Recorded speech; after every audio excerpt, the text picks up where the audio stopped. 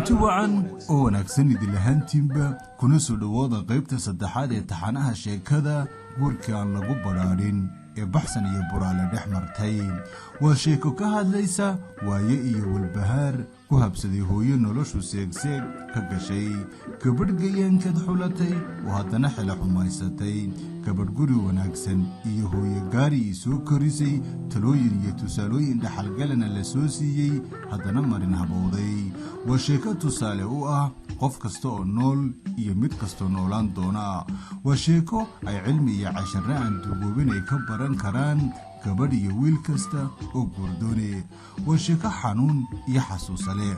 waxaad si joogta ugala socon kartaa marka soo booqataan channelkan ku leenahay YouTube ee Garaad Koriye.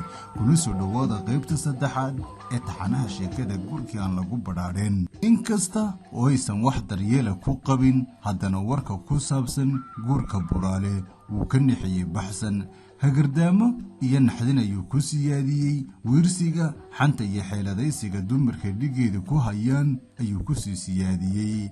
inkasta way waa hore kala tegeen, haddana dayaca oo baday ayay dumarka qaar wax magarati ku wiirsadaan baxsan. mar kasta way magaca buraale maqasho meel baa jabta.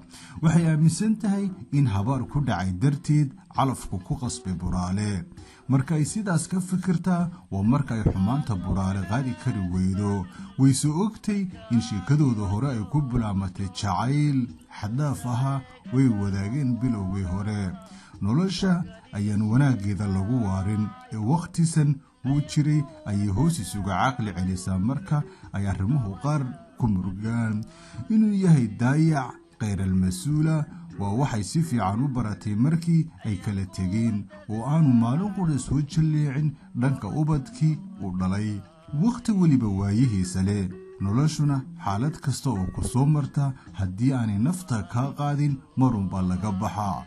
baxsanna sidaas ayay aaminsan tahay in maalin uun ay waayaha adag ka bixi doonto, noloshana ku raaxaysan doonto ayay niyadda isugu dhistaa. culayska ugu weyni waxa uu ka saaran yahay carruurta lagu dayacay oo ay dhib badan kala soo martay masruufkooda iyo maaraynta noloshooda.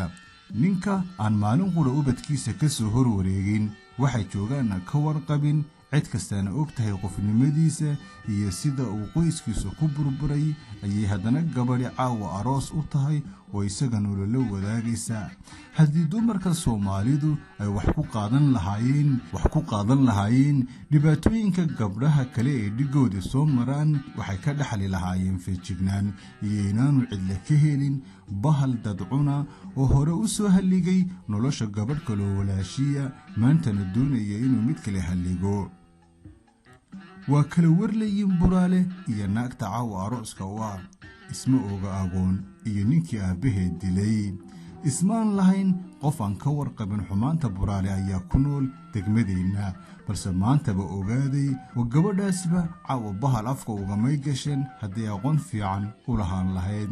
fikirka ay ka qaaday maqalka warka sheegaya buraale waa aroos ayaa ku sii daba dheeraaday. habeenka caawana wax kale maskaxdeeda kama guuxayaan. xumaaniba xumaan kale ayay soo xasuusinaysaa.